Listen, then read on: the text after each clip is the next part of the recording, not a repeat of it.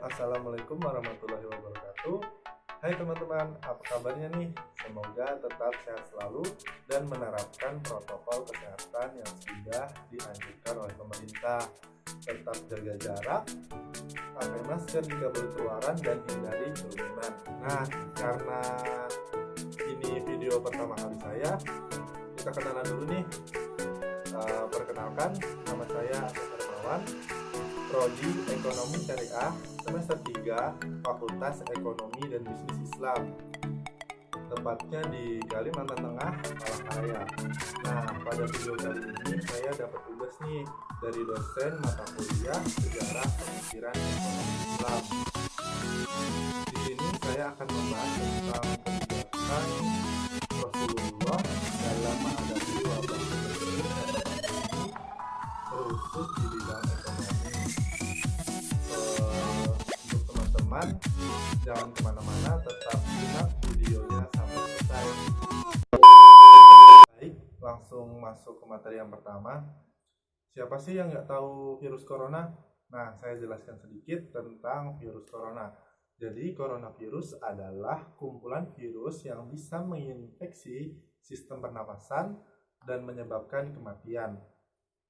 Secara historis, virus corona pertama kali diidentifikasikan sebagai flu biasa pada tahun 1960. Sementara menurut WHO, virus corona adalah virus yang menyebabkan flu hingga penyakit yang lebih parah seperti sindrom pernapasan timur tengah atau MERS-CoV dan sindrom pernapasan akut parah atau SARS-CoV. Bahkan ada dugaan bahwa virus corona awalnya ditularkan dari hewan ke manusia, namun kemudian diketahui bahwa virus corona juga menular dari manusia ke manusia. Sampai saat ini belum ada vaksin untuk mencegah infeksi virus corona atau sekarang secara resmi disebut COVID-19. Bagaimana sih sikap kita sebagai seorang muslim dalam menghadapi wabah virus seperti ini?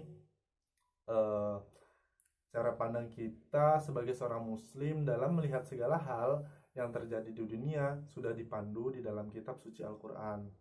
Terdapat pada surah Al-Baqarah, surah 2, ayat 155 sampai 157, yang artinya, "Dan sungguh akan kami berikan cobaan kepada kamu dengan sedikit ketakutan, kelaparan, kekurangan harta, jiwa, dan buah-buahan, dan berikanlah berita gembira kepada orang-orang yang sabar, yaitu orang-orang yang apabila ditimpa musibah, mereka mengucapkan inna lillahi wa inna ilaihi raji'un.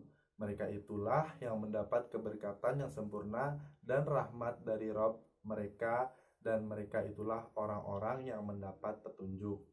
Lalu bagaimana sih kebijakan Rasulullah dalam menghadapi wabah penyakit yang menular?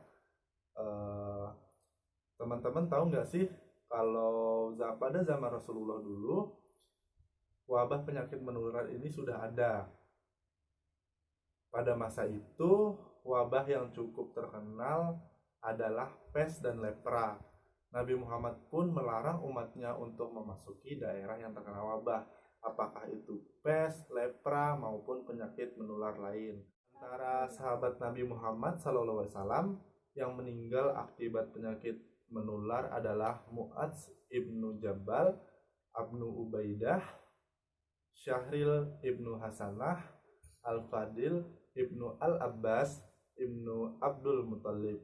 Kebijakan Rasul pun keluar dengan bersabda, "Jika kalian mendengar tentang wabah-wabah di suatu negeri, maka janganlah kalian memasukinya. Tetapi jika terjadi wabah di suatu tempat kalian berada, maka janganlah kalian meninggalkan tempat itu." Hadis riwayat Bukhari dan Muslim. Sama halnya seperti sekarang, metode karantina juga dulu diterapkan pada zaman Rasulullah untuk mencegah wabah tersebut menjalar ke negara-negara lain. Jadi metode karantina ini sudah ada sejak zaman Rasulullah. Untuk memastikan perintah tersebut dilaksanakan, Nabi Muhammad mendirikan tembok di sekitar daerah yang terjangkit wabah dan menjanjikan bahwa mereka yang bersabar dan tinggal akan mendapatkan pahala sebagai mujahid di jalan Allah. Sedangkan mereka yang melarikan diri dari daerah tersebut diancam malapetaka dan kebinasaan.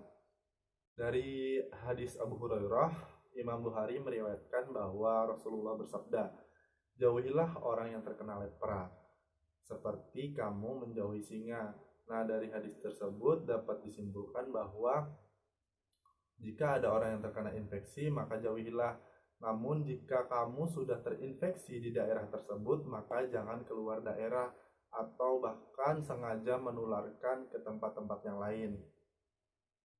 Dari semua penjelasan yang sudah diterangkan tadi, tentu ada keterkaitannya dengan hubungan ekonomi.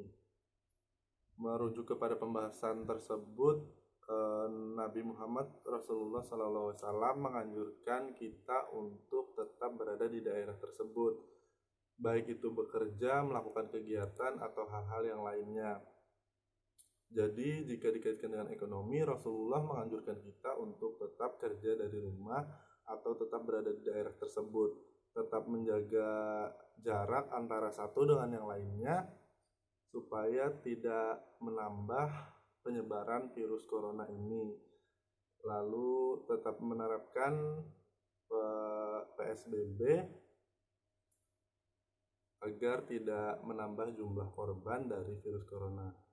Dari berbagai penjelasan tersebut dapat disimpulkan bahwa kebijakan Rasulullah SAW bersabda, "Jika kalian mendengar wabah-wabah di suatu negeri, maka janganlah kalian memasukinya.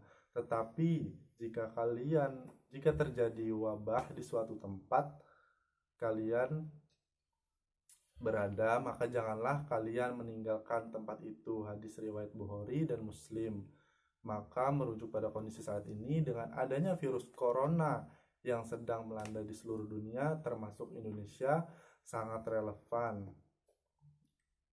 jika kebijakan Nabi Muhammad diterapkan dalam konteks menghadapi situasi dan kondisi sekarang.